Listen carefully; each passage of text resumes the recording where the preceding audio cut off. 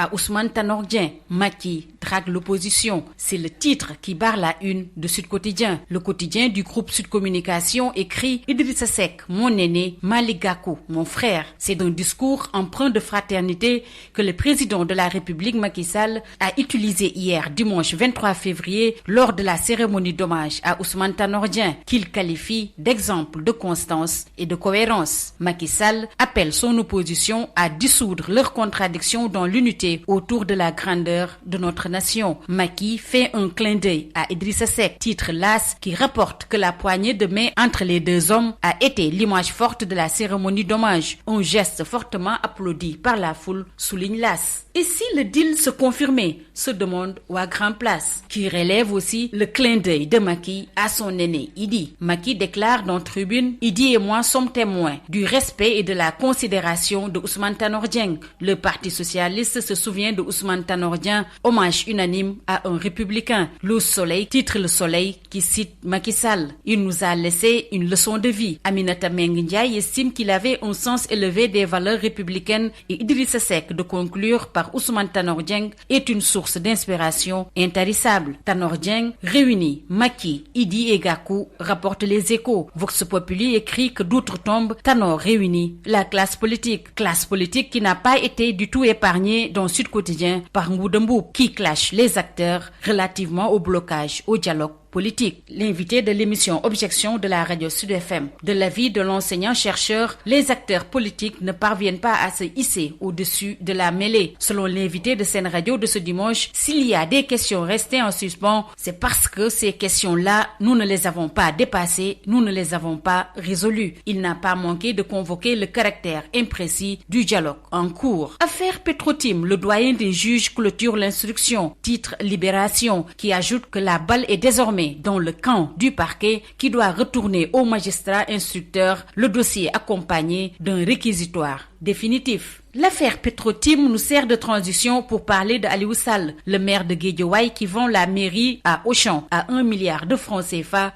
selon Direct News et l'exclusif. L'exclusif qui parle d'un nouveau scandale à Guédiawaye. C'est un projet de location soutien le premier adjoint au maire. Babacar Ngaye Garaf déclare qu'on ne soit pas surpris qu'un jour de voir Aliou Sall vendre les mosquées, les rues de Guédiawaye, le lycée Limamoulaye et même la police. Fin de citation. Kémi Séba, sitôt arrivé au Sénégal, sitôt refoulé, rapporte Tribune. Les Échos font savoir, arrêté à sa descente d'avion hier pour être réexpédié le soir, Kémi Séba fait un boucan et Bruxelles Airlines refuse de l'embarquer. Il a pourtant été dûment convoqué par le juge d'appel pour un procès. Aujourd'hui, rapporte Les Échos. Vox Populi, titre sur frayeur au parc de Hann.